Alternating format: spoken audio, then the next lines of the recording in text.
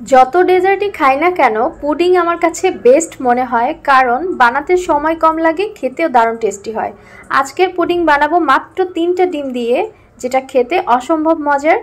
Pudding বানানোর জন্য একটা বাটিতে প্রথমেই আমি 3টা ডিম ভেঙে নিচ্ছি। তারপর এর মধ্যে দিয়ে দিব 1/3 কাপ পরিমাণ চিনি। চিনি দিয়ে ডিমের সাথে ভালো করে মিক্সড করে নিতে হবে। চিনিটা গলে যাওয়া পর্যন্ত আমি এভাবে মিক্সড করে নিয়েছি। ডিমটা এক পাশে রেখে দিব। তারপর আরেকটি বাটিতে আমি 1 কাপ পরিমাণ তরল দুধ দিচ্ছি। হাফ কেজি দুধ জাল করে 1 পোয়া করে নিয়েছি। তারপর দিয়ে দিলাম হাফ কাপ পরিমাণ গুঁড়ো দুধ। 1 কাপ যে লিকুইড দুধ দিলাম এটা একটু হালকা গরম ছিল। এখন গুঁড়ো দুধটা ভালো করে মিশিয়ে নিচ্ছি। তারপর এর মধ্যে দিয়ে দিব ডিমের যে মিশ্রণটা রেডি করেছিলাম, এটা ভালো করে ছেঁকে নিতে হবে। ডিমের মিশ্রণটা কিন্তু অবশ্যই এভাবে ছেঁকে নিতে হবে, না হলে পুডিংটা নষ্ট হয়ে যায়, ফেটে যাওয়ার সম্ভাবনা থাকে। তারপর আরেকটু ডিমের সাথে দুধটাকে আলতো করে মিশিয়ে নিচ্ছি। ক্যারামেল তৈরি করে নিব, এজন্য হাফ কাপ চিনি দিয়ে দিলাম, 1 টেবিল চামচ পরিমাণ পানি দিলাম। চুলার আঁচটা মিডিয়ামে রেখে ক্যারামেলটা রেডি করে নিতে হবে। খেয়াল রাখতে হবে যাতে পুড়ে না যায়। যখন কালারটা একটু হালকা গাঢ় হবে তখন চুলাটা অফ করে দিয়ে এভাবে পুডিংয়ের মোল্ডের মধ্যে ঢেলে নিতে হবে। ঘুরিয়ে ঘুরিয়ে চারোদিকে এভাবে পুডিংয়ের ক্যারামেলটাকে সেট করে নিয়েছি।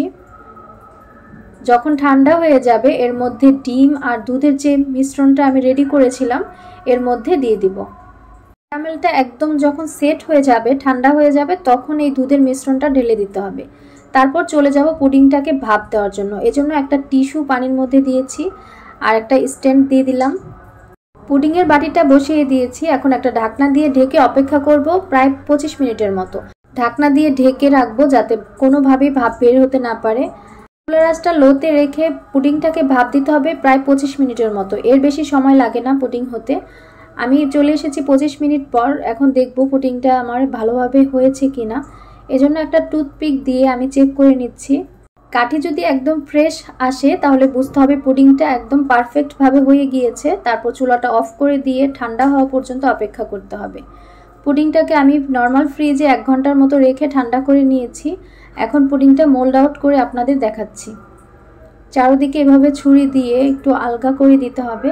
তারপর একটা প্লেটে আমি মোল্ড আউট করে নিচ্ছি। পুডিং মোল্ড আউট করতে গেলে একটু ভয় ভয় লাগে যে আমার পুডিংটা হলো কিনা। তো আমি দেখাচ্ছি আপনাদেরকে। দেখতেই পাচ্ছেন কতটা পারফেক্টভাবে পুডিংটা হয়ে গিয়েছে। পুডিং খেতে কোনো অকেশন লাগে না। সবার পছন্দের এই ডেজার্টটা খুব সহজেই বানানো যায়। ছোট বড় সবার খুব পছন্দের একটা ডেজার্ট। সবাইকে অনেক অনেক ধন্যবাদ আমার ভিডিওটি এতক্ষণ পর্যন্ত দেখার জন্য। সবাই ভালো থাকবেন। আল্লাহ হাফেজ।